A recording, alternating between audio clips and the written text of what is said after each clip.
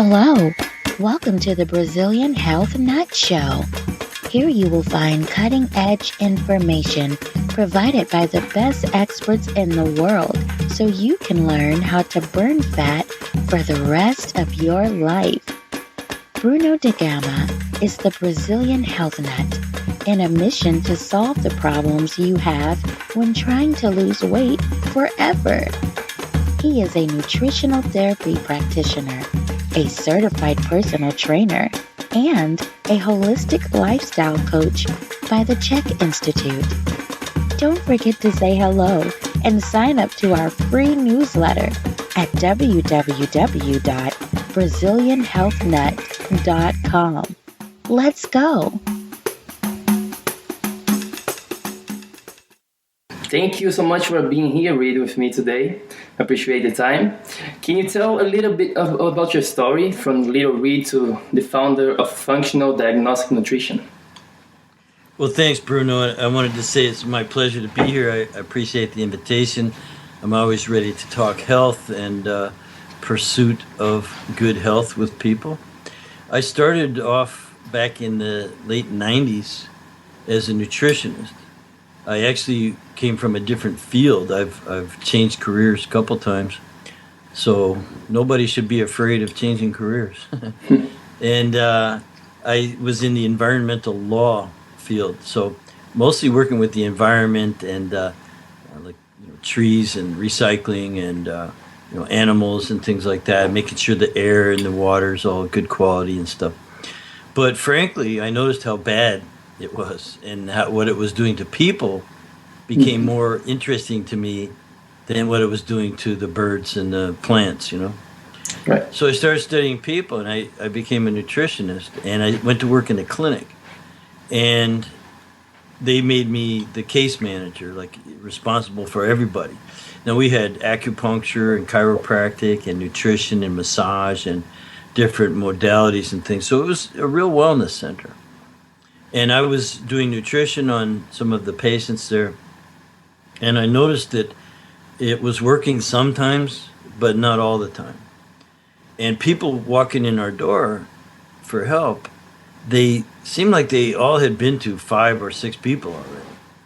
And so I decided somehow I want to be the last person that they have to meet up with to get their health problems resolved. And so it's a long, long journey. I mean, that's a long time ago. But I started investigating the causal factors. Like, instead of just treating the symptoms, why? Why do you have that symptom? What's really wrong? And at that time, there wasn't functional medicine and these things. It was just kind of on the fringes. So I fortunately met up with the right people, some good laboratory people and some good doctors who had the same mindset. They were willing to set the diagnosis aside for a minute, forget the label on the disease, what's really wrong with the person. So that's how I got started. And it's been a very interesting journey, of course.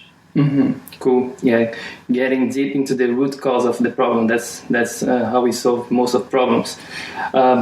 Why do you think there is so much obesity and problems with weight nowadays? It seems like an epidemic, unfortunately.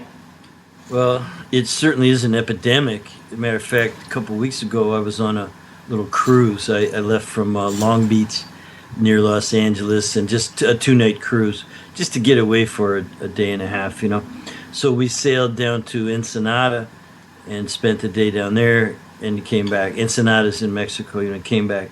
So it was a nice little cruise. But I have to tell you, everybody was fat. It was amazing how many fat people there were on that ship. Now, listen, I like to eat too.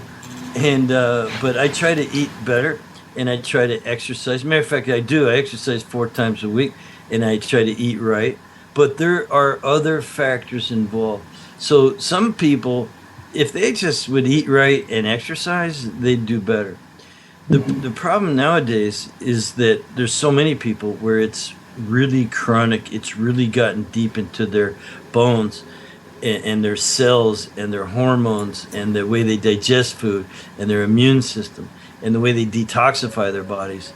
And all these things have become dysfunctional. Yeah. And and it's being passed on from generation to generation.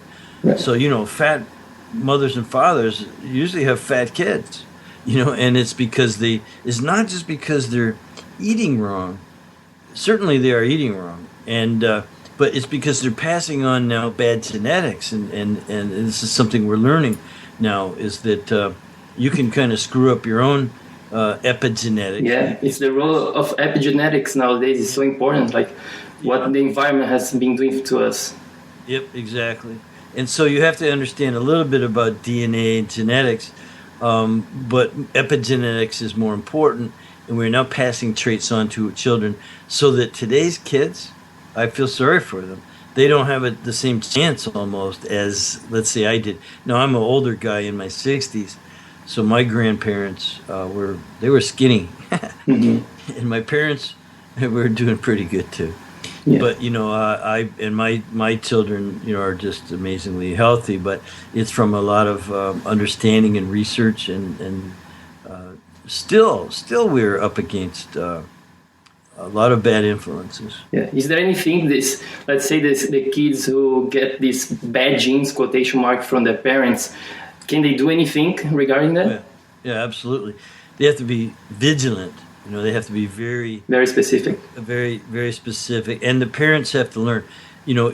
How would you like it if a mother comes in the office and she's 100 pounds overweight, and she brings in her kid who's, let's say, 10 years old, who's 25, 30 pounds overweight, and she says, "Oh, can you fix my child?"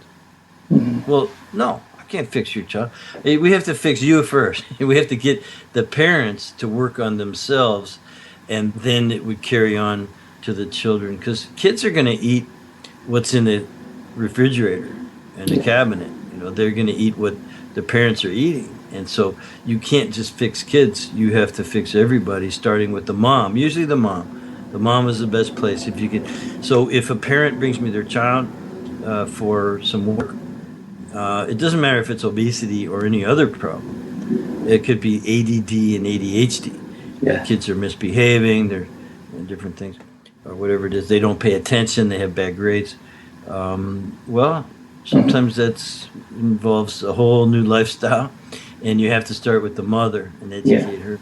So she's coming to you and she's like, "Reed, I need to lose weight." What does it come to your mind when you hear this? Because a lot of people come to me, and you hear all the time, I just want to lose weight. Where should we start? Yeah.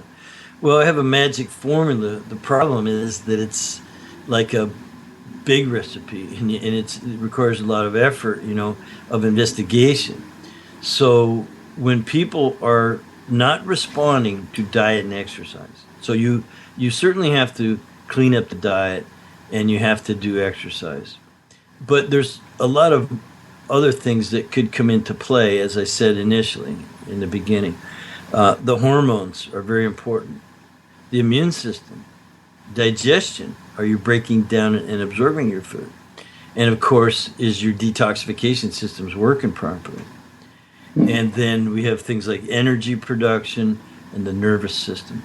So what I just gave you, my magic formula, is spelled HIDDEN, HIDDEN. It stands for hormone, H, immune, digestion, detoxification, energy production, and nervous system. Those 6 things, HIDDEN, it makes it easy to remember, hidden. Yeah. Now, are there other factors? Yes, but those are the most important ones in my 16 years of discovery, and I discovered this step by step over a long period of time. I didn't pull that out of my hat all of a sudden. It was a lot of hard work. I've run tests on over 10,000 people. Wow, that's a lot of people. Well, let me tell you, they weren't all fat. It wasn't all just for obesity or overweight. It's for every kind of problem. And so I look at obesity as just one more symptom of a dysfunctional person. Someone else might end up just with migraine headaches and bad skin. And someone else with the same dysfunctions as the overweight person and the same dysfunctions as the person with migraines. But for them, it's joint pain and muscle aches, or fibromyalgia, or chronic fatigue, or they have chronic, diarrhea, constipation, some kind of digestive symptoms, or they have mental fogginess or irritability, or lots of different symptoms. I really don't care about symptoms, and let me tell you, from my point of view, obesity is just another symptom of dysfunction. Yep. Yeah, totally agree. It's much more than just eating less and exercising more. You have to see the whole approach with people. Why do you think? I mean, there is some people who just they seem to put weight right away, and some people can do whatever they want with their lives and they don't gain any weight. Is that related to genetics, you think? Genetics play a part, but remember, it's epigenetics. So people are given certain genes. These are sequences of DNA that is like a piano, the keys on a piano. You have all the keys there. Now the keys are being played by the environment, which includes everything in the environment: the food you eat, the air you breathe, the water you drink, all the exposure to chemicals, toxins, to even toxic people, emotions. So you have these keys that are very intelligent. The sequencing, everything is designed just right in most people. Some people actually have broken keys, but forget that for a minute. So let's say it's all designed very well by an innate intelligence. It presupposes that there's an intelligence that designs, and that the environment only then does the environment sort of play along the keys. Now, if we could control the environment, to just play the notes just right, interact. If we interact with our environment just right, with a good environment, everything should be happy, and we could serve our purpose. And you have to take control over the things that we have control over, right? Yeah. So the problem comes in with some people's piano keys just aren't right. They're called inborn errors of metabolism. Okay. I call them weak links, for better, easier, weak links. I also call them vital voids. It's just voids in the vitality of that person. So when that person meets up with an environment that is hostile, the bad air, remember, I spent years in environmental law business, and so I know the environment is very toxic, and food and chemicals. There's 80,000 chemicals. Almost none are tested for safety. You know what they're being tested on?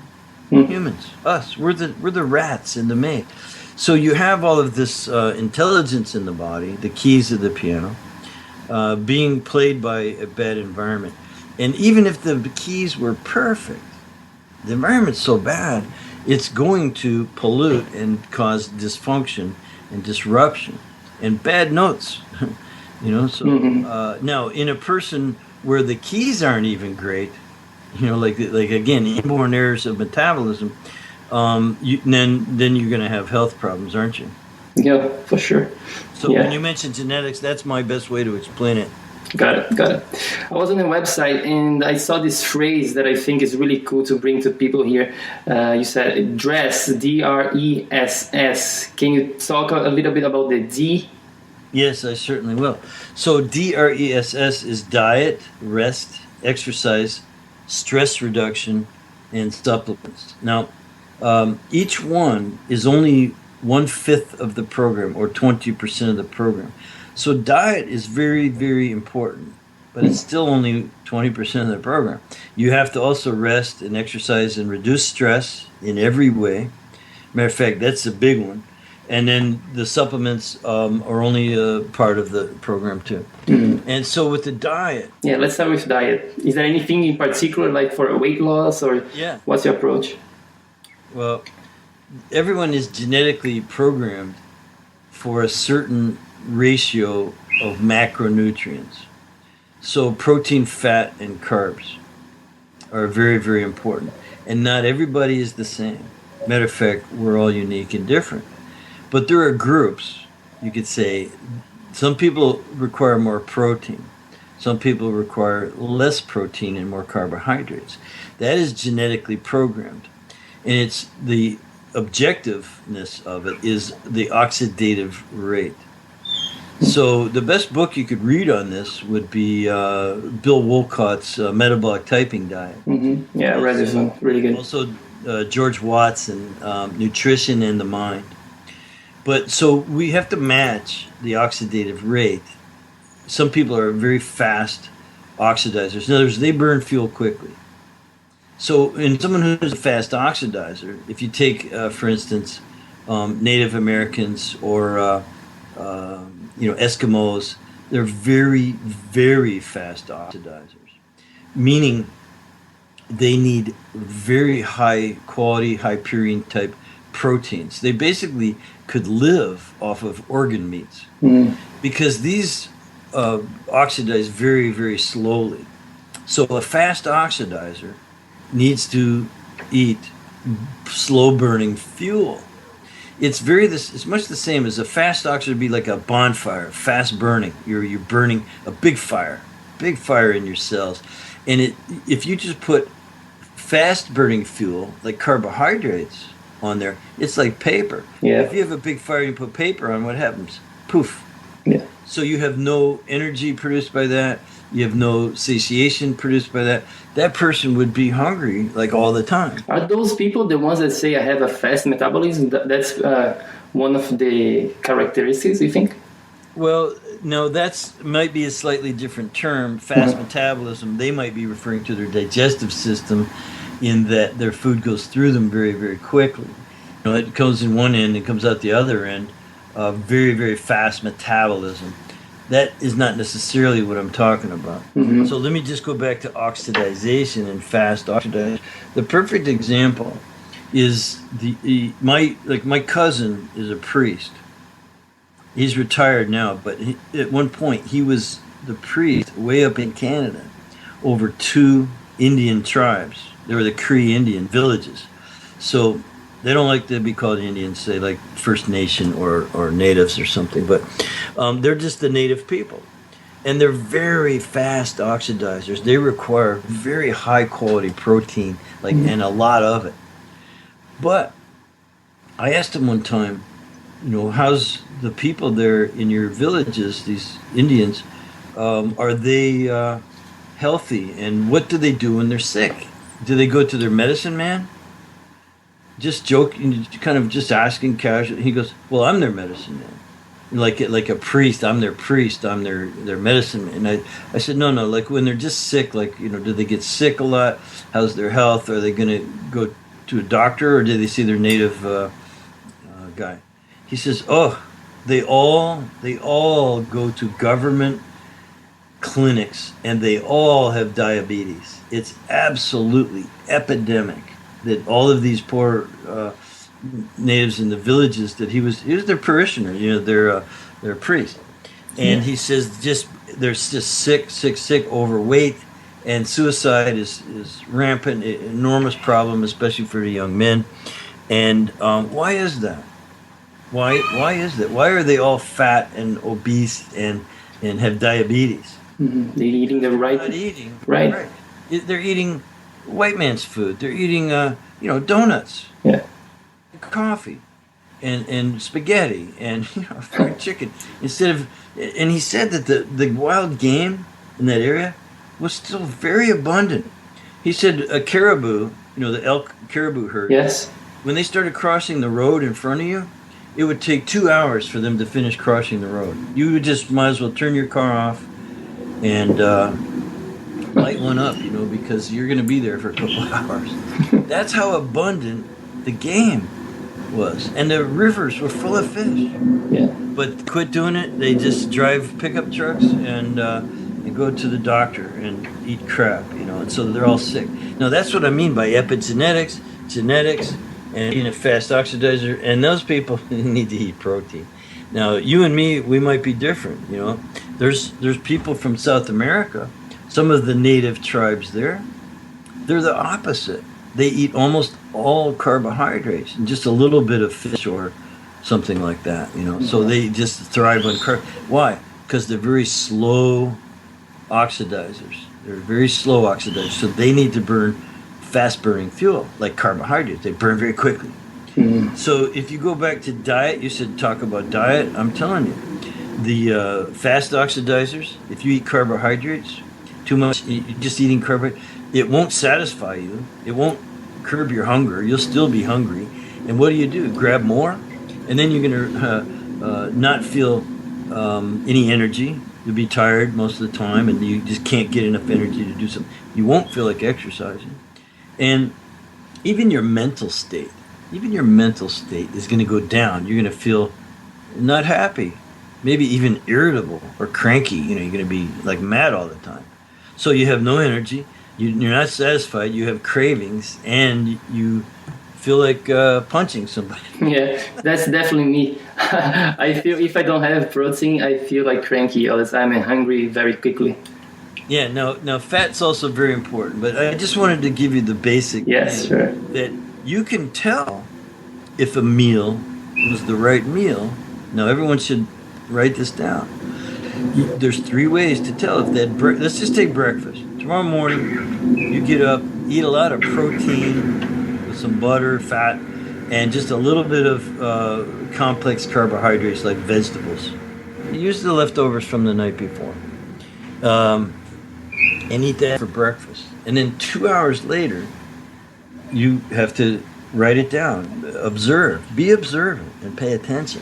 How's your satiety? How's your satiation? Is your hunger satisfied? Or are you craving? If your hunger is satisfied, that's a good sign. If you're craving, it's not a good sign. You need to change the ratio. So Right. maybe eat more protein, less. You can play with it. You can just figure it out for yourself. Now, the other thing, of course, is the energy. 2 hours after eating, you should still have strong energy. If your energy is solid, that's a good sign. And the other thing is, as we said, the sense of well-being, your mental state. Do you feel happy and satisfied, or do you feel cranky and irritable? And if everything else is normal and that meal is going to dictate those 3 things, then you'll know if it's the right meal for you. Hey guys, what's up? Bruno Lagama here, Brazilian Health Nut, and let's take a little break from the show because I would like to offer you something.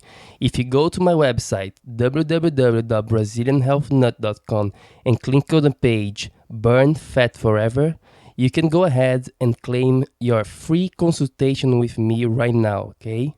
Or you can just send me an email at brazilianhealthnut@gmail.com. So you can start to lose weight and feel healthier right now, okay? So go ahead and claim your free consultation with me, and remember that spots are limited, okay? Now let's get back to the show. So slow oxidizers, those are the people who can handle more towards like a vegetarian diet? Well, absolutely. But I want to say that there's lots of protein in vegetables too. You can get from beans and from other vegetation plenty of protein. So if you are a vegetarian but also a fast oxidizer, you're going to have to eat an awful lot of high protein vegetables. And for some people, I recommend they do add in meat. Even no matter how bad you think it is, having some high quality meats would be very good if you're a fast oxidizer. You'll find yourself much more satisfied. Mm-hmm. Cool. So they are stand for rest. It's related to sleep, right? Yes, sir. Awesome. Well, I recommend everybody get to bed at 10 o'clock. A couple hours of sleep before midnight is much more regenerative and restorative than the hours after midnight. So if you can get in a couple hours before midnight, you'll find yourself waking up much more refreshed, much more restored. And of course, at nighttime, your body is detoxifying and clarifying your bloodstream. Your liver's working very hard. Your gallbladder's flowing hard and things like that. Even your brain cells shrink so that fluid could pass through your brain. There's cells in the brain, and they release toxins, and those toxins will get stuck up in there. These amyloid plaques and things like that. So if you get into a deep sleep, your brain cells shrink a little bit, just a tiny bit, enough to let some fluid, cerebral spinal fluid, flow through, and that, of course, will end up going out and into the lymphatic system, and you can actually detoxify your brain the more or better you sleep. Mm-hmm. So sleep is rest, and might as well say sleep is really critical. And a Yeah, couple hours before bed, a couple hours before midnight, have proven to be very, very helpful. yeah, recovery is everything. We tend to focus a lot on diet and exercise, and I think that's great, but we can't forget the role of sleep in this puzzle of fat loss, right? The E stands for exercise. Any particular kind of exercise do you think is better for fat loss? What's your take? Well, yeah, I mean, I could just do a whole program just on the right kind of exercise, but you have to move your body to detoxify it. The detoxifying organs, of course, are your liver is the grandfather organ. You have the kidneys, you have the lymph system, the colon, the skin, the lungs. But the lymph system, which helps purify your blood and carries things away, actually takes it, largely back to the liver. But it needs to be exercised to move the lymph around. It has no circulatory system of its own. There's no pump like with the heart. The heart beats, pumps blood around, it pumps blood through the kidneys and through the liver and everywhere. And so the lymph, though, it needs to be moved. So you have to move your body. Mm-hmm. And it's also a good thing to burn some calories. Now, I don't believe in the calories out, calories in theory, not very much. But if you want to burn calories, you need to build muscle. You need to build muscle to burn more calories. So we're talking about strength exercise here. I think, resistance training Right. is very, very important. Now, that's good for, building the muscles up. But also, flexibility is very important. So stretching. Also, cardiopulmonary. And, for aging, if you want to do anti-aging, the difference between old man and young man is not strength. A little bit strength, of course, but it's lung power. Lung power goes down when you're older. You look at an old guy walking up steps, he runs out of breath. Yeah. So, the young guy goes all the way up. So it's the cardiopulmonary. So the way to build cardiopulmonary is sprinting. Yes. Not aerobics. I'm not talking about getting on a treadmill for an hour. Right. Matter of fact, I don't believe in that. I think that it is the sprinting, just 1 minute sprints. If you do 10 1-minute sprints per day, you will increase cardiopulmonary. That means the ability to reoxygenate your blood. Breathe deeply and things like that. That's going to build your heart up, and it's going to build your heart and lung power up tremendously. So a sprint for 1 minute is about a 400-yard dash. Well, at high school level. So a high school athlete, most high school athletes, can do a 400 yards. That's one lap around the track in about a minute or less. The world record is probably 46 or 45 seconds. I don't know, but an average high school athlete can do 400 meters in 1 minute. And if you did one of those for a minute, then walk for a minute, and then do another run for a minute, walk for a minute, do another run for a minute, walk for a minute, it would only take you 20 minutes to exercise every day. Yeah. At least in terms of cardiopulmonary. And only do it 4 or 5 days a week, maybe even 3 days a week. If you would do 10 1-minute sprints back to back, with only 1 minute rest in between, your power would increase tremendously. Unbelievable. And the response your body's going to give you, Bruno, you know this, I'm sure, is you're going to also burn up all your sugar reserves. So your blood glucose is going to get used up. You'll use up your blood sugar in your bloodstream. You'll also probably extract most of the blood sugar out of your liver. Gluconeogenesis will kick in. And so you've burned up all your blood sugar and squeezed some out of the liver and other organs and storage places, right? Right. Now, what will your body do in between if you eat right, if you just eat right? what will your body do in between exercise sessions?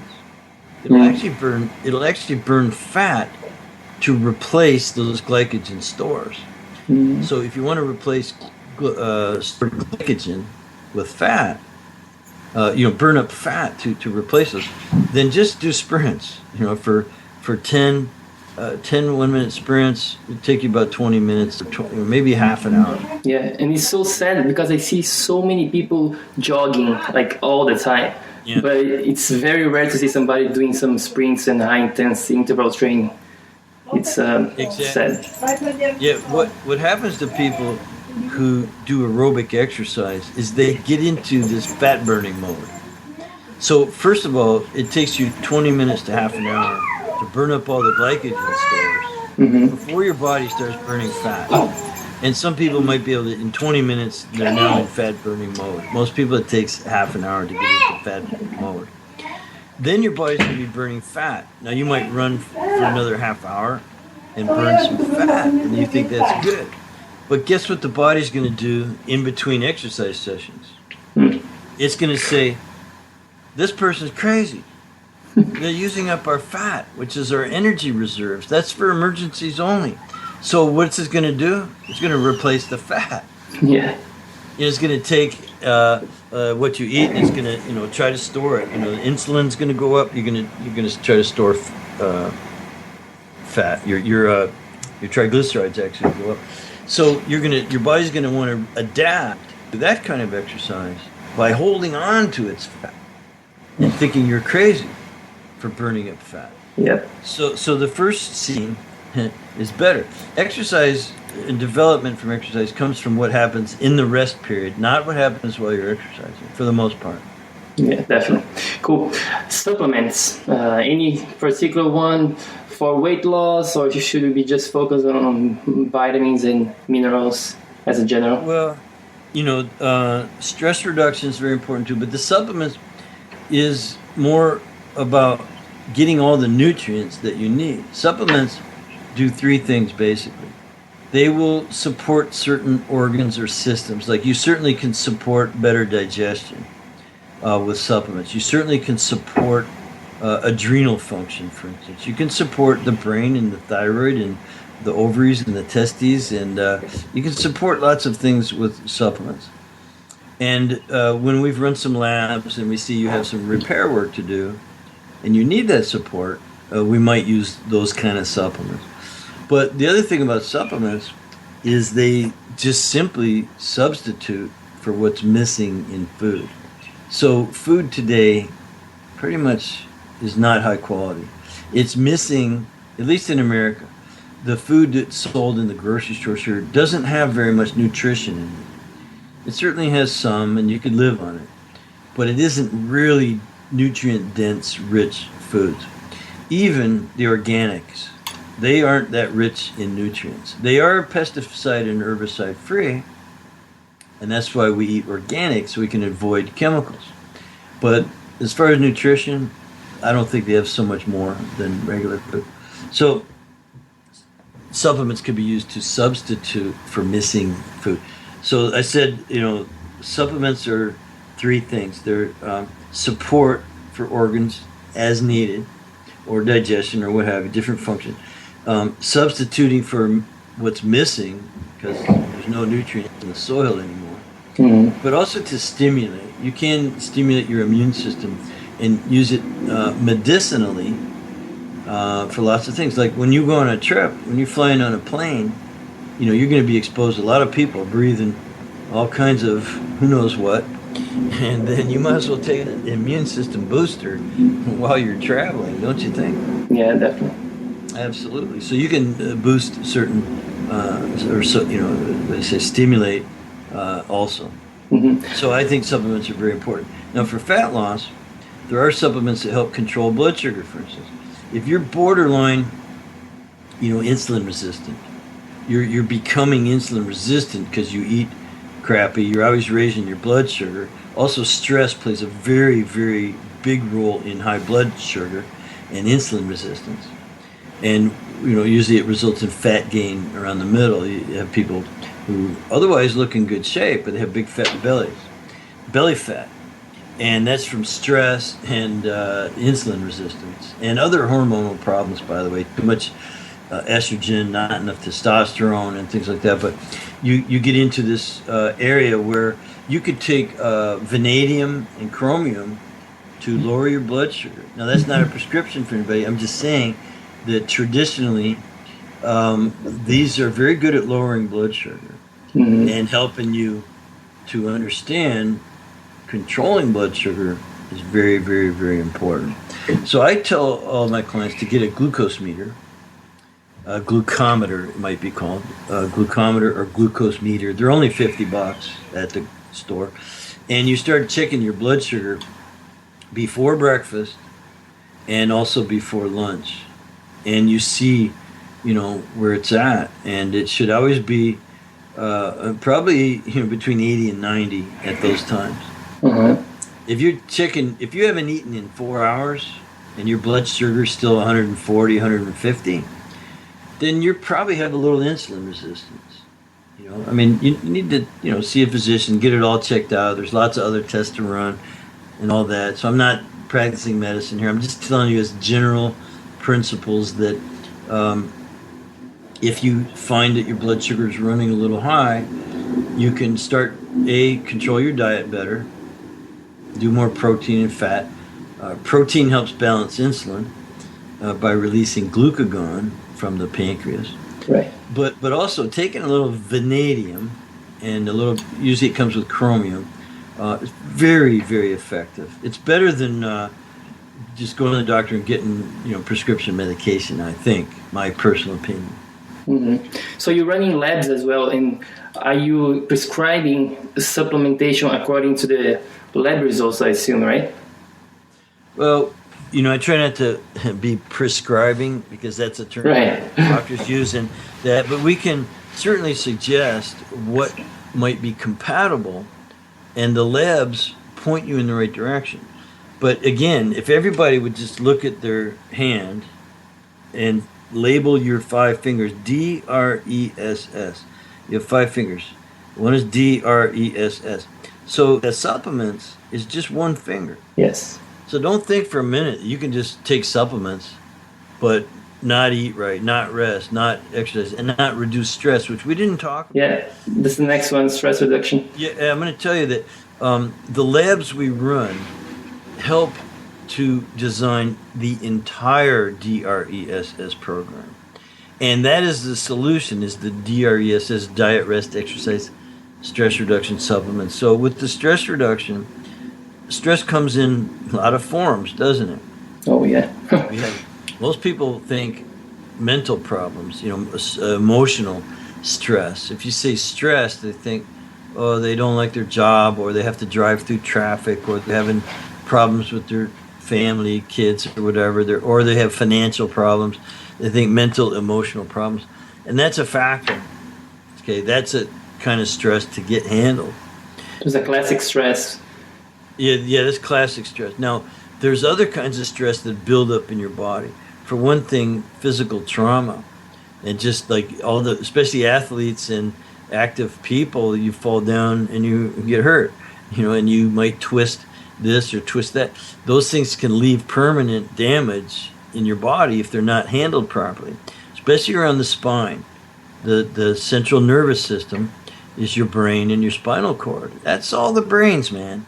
That's all the brains of the whole body, your brain and your spinal cord and all the nerves. They carry intelligence to every cell in your body. Every cell in your body is connected to the nervous system. And so when you do trauma to your body, you damage the nervous system.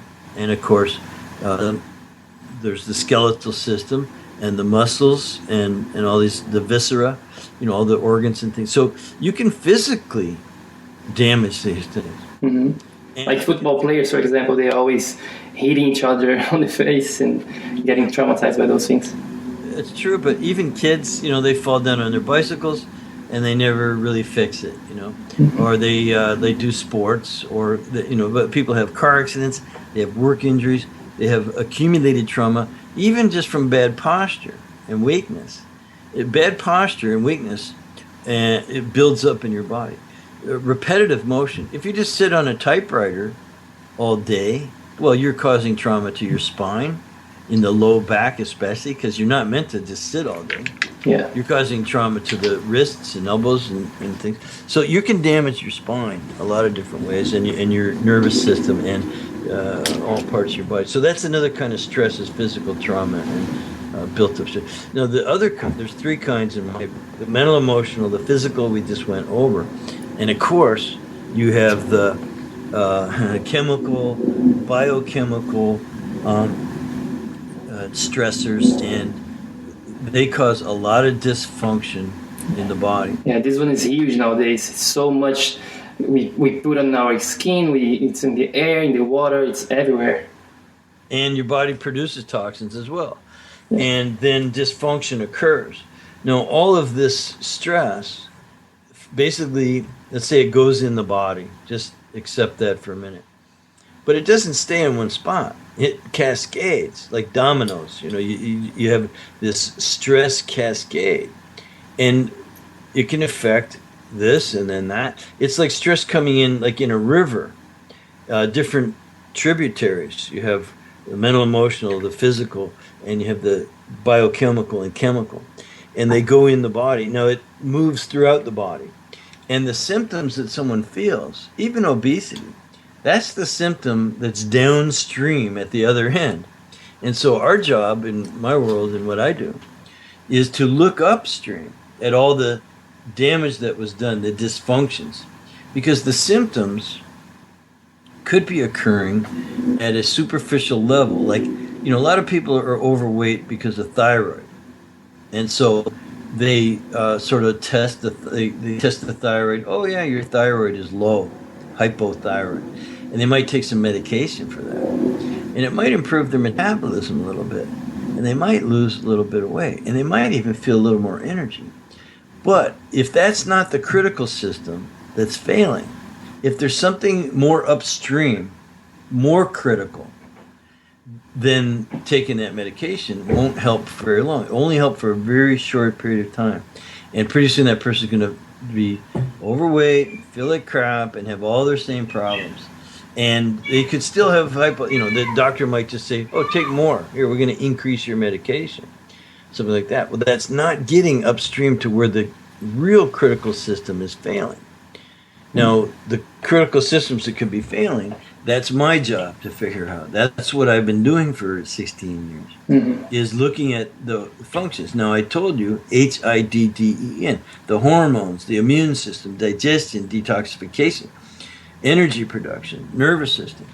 And when you look in those areas, I find that the downstream problems, the hypothyroidism or adrenal fatigue or all these things can they correct themselves. When you look upstream and correct these basic things, and there are tests you can run. There are labs with saliva and urine and stool, poop, and then blood, of course, and you find out what the contributors are. Now, they're contributors to what I call metabolic chaos, dysfunction, metabolic chaos. That's what lies upstream of the symptoms, is metabolic chaos. And we can sort that out. And we can run labs, and we can find out what the healing opportunities are, and then customize and apply the D.R.E.S.S therapy. And so, to answer your question about supplements, yes, they're a part of it, but just 1/5. They're only 20% of the program. Just as the name says, supplementation is just a supplement for everything else that you're going to be doing. You cannot fix everything with a supplement, I guess. Just think of it as support. Yeah. Cool. What do you think separates people who succeed from the people who fail? We've talked a lot about rest, diet, exercise, supplements, stress. Do you think is the mindset? Well, mindsets and point of view certainly is helpful. And believing, having a purpose, and these things are essential. And so I think that you, number one, have to get up in the morning and be very grateful and thankful for what you do have. You don't want to dwell too much on the negative. You have to be able to see the positive in just about every situation. You don't have to overdo it. You don't have to be a Pollyanna, like, oh, cheery anyway. Look, if someone dies, you should be sad. Definitely. If someone runs over your cat, you should be sad and mad. Yeah. That's okay to have these negative emotions. I'm not saying to be neutral all the time, but I'm saying you want to see things in a positive way, in a state of gratitude. Some people just seem to be born that way, and then others seem to be born the opposite. They just are very down. But I think it needs to be worked on, and that's a good place to start. Mental attitude. They say attitude dictates altitude. How far and how far you go. Attitude is huge. Yeah, there is this quote that I love to remind myself.